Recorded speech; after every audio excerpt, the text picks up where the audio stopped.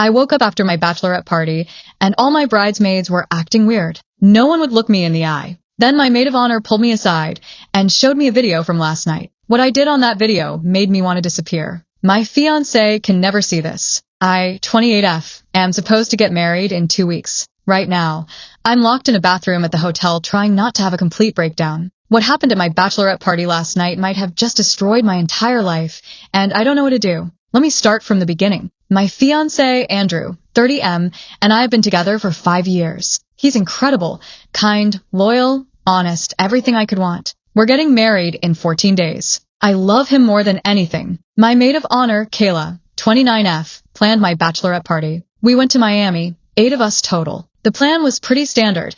Beach, clubs, drinks, general debauchery within reason. Andrew and I have always had a policy of honesty and trust, so he was fine with it. He went to Vegas for his bachelor party last month and told me all about it. No secrets. Last night started normally. We had dinner, pre-gamed at the hotel, then hit a club around 10 p.m. I remember doing shots. I remember dancing. I remember laughing with my bridesmaids. Then nothing. My memory goes completely black around midnight. I woke up this morning at 11 a.m. in my hotel room. I was fully clothed, thank God, in bed alone, with the worst hangover of my life. My phone was dead. I felt awful but not suspicious. I'd obviously just drunk too much. I showered, got dressed, and went to meet the girls for brunch, like we'd planned. That's when I knew something was wrong. Everyone was quiet, weird quiet. Nobody would look at me directly. When I walked in, conversation stopped. Kayla looked like she'd been crying. My bridesmaid, Jessica, literally got up and left the table when I arrived. I said,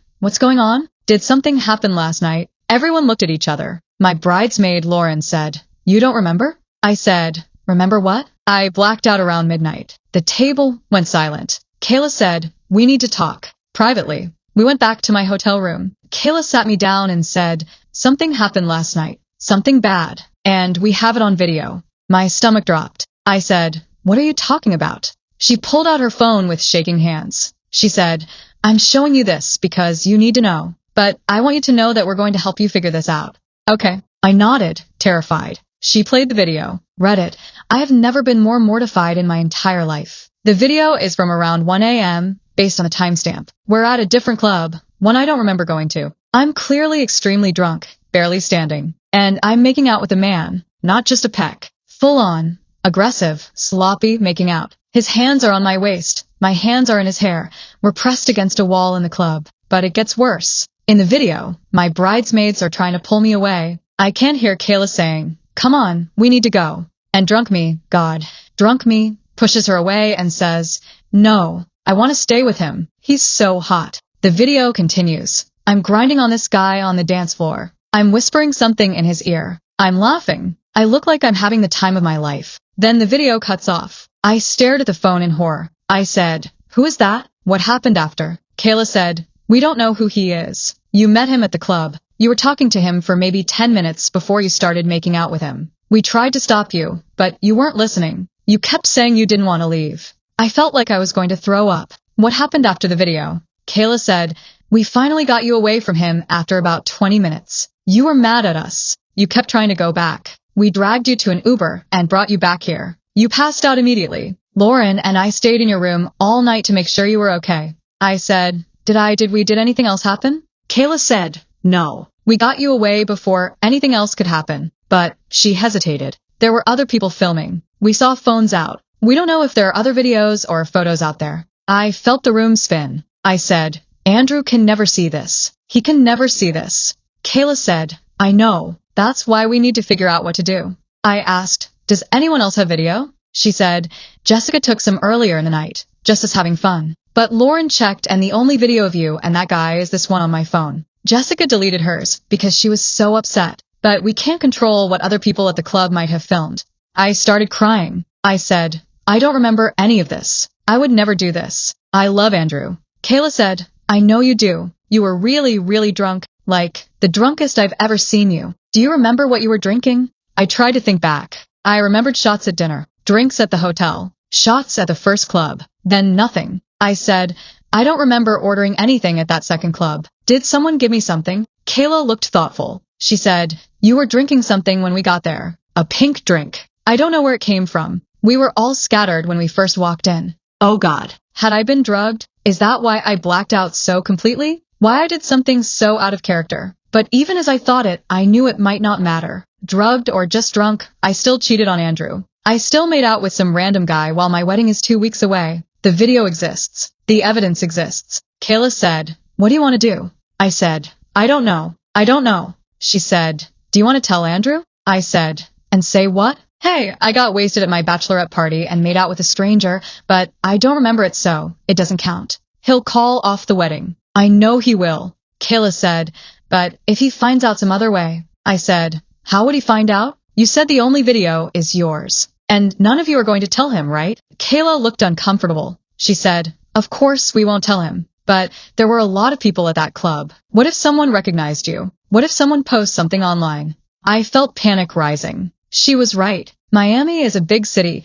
but social media makes the world small. What if someone saw me, took a photo, posted it somewhere? What if it gets back to Andrew? I said, "Can you delete the video?" Kayla said, "I can, but I wanted to show you first so you knew what happened." I said, "Delete it, please, right now." She hesitated. She said, "Are you sure? What if you need it later? What if you want to investigate whether you were drugged?" I said, "I just need it gone. I can't risk Andrew seeing it." She deleted it in front of me, but we both knew that didn't mean other copies didn't exist somewhere. When we went back to brunch, the energy was awful. Half my bridesmaids looked at me with pity.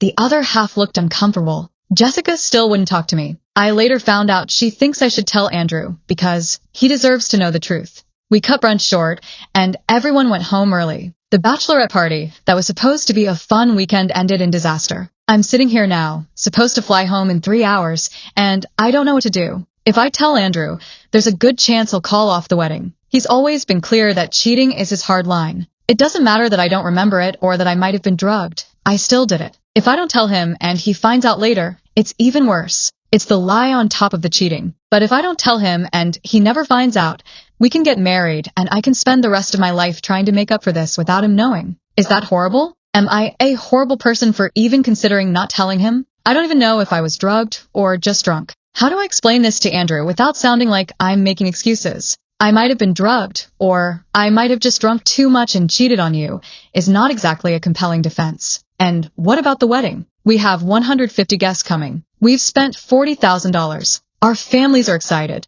Everyone thinks we're the perfect couple. How do I face him? How do I look him in the eye knowing what I did? The worst part is I genuinely don't remember any of it. That man's face, his name, what he looked like, nothing. It's like it didn't happen to me, but I watched myself do it on video. It feels surreal and horrible. Kayla keeps texting me asking if I'm okay. She says she'll support whatever decision I make, but I can tell she thinks I should tell Andrew.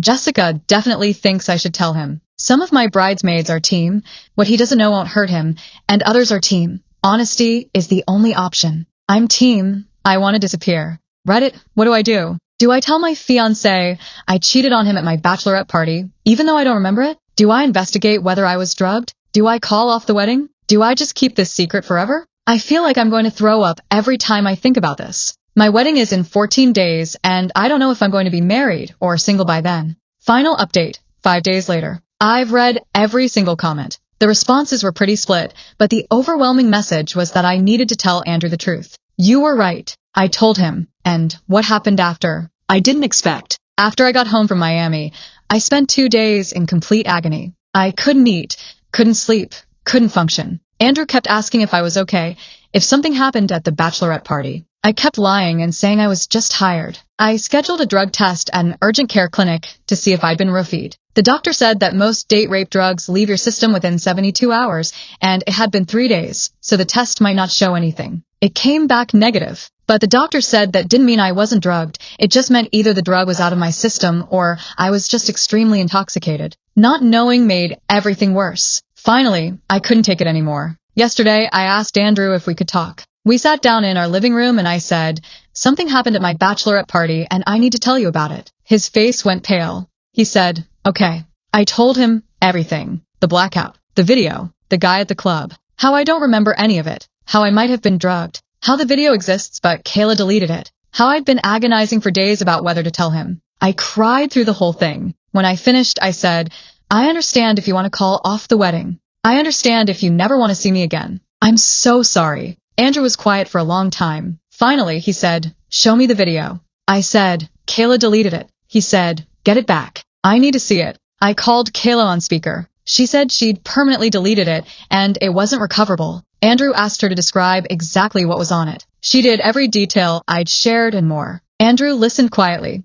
After the call, he said, "I need some time to think." He went to our bedroom and closed the door. I sat on the couch sobbing, certain my relationship was over. An hour later, he came out. He sat next to me and said, "I need to tell you something, and I need you to listen without interrupting." I nodded. He said, "At my bachelor party in Vegas, something similar happened to me." My heart stopped. He continued, "I got really drunk. My friends took me to a strip club. I don't remember most of the night. But the next morning, my best man told me that one of the strippers had been all over me, that I'd been flirting with her, and that she'd tried to get me to go to a private room. My friend stopped it before anything happened, but I spent days feeling guilty and terrified about what I might have done that I didn't remember." I stared at him. "You never told me." He said, "I didn't tell you because I was ashamed and because nothing actually happened beyond flirting. My friends got me out of there, but I've felt guilty about it ever since. And now hearing what happened to you, I understand. I understand the guilt and the fear and the not remembering."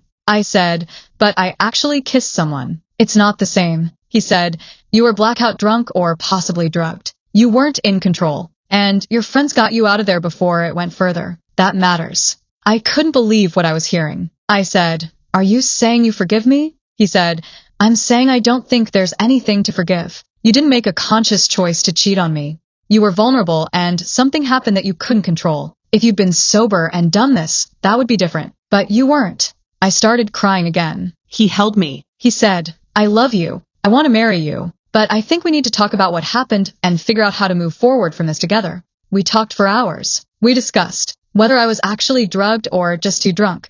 We'll never know for sure. Why I drank so much, peer pressure from bridesmaids, plus I'd been stressed about wedding planning. Our relationship, and whether there were underlying issues that led to this. Trust and honesty, and how we'd rebuild after both of us keeping secrets. Andrew admitted he should have told me about Vegas. I admitted I almost didn't tell him about Miami. We both agreed that moving forward, complete honesty is the only way. He also said something that surprised me.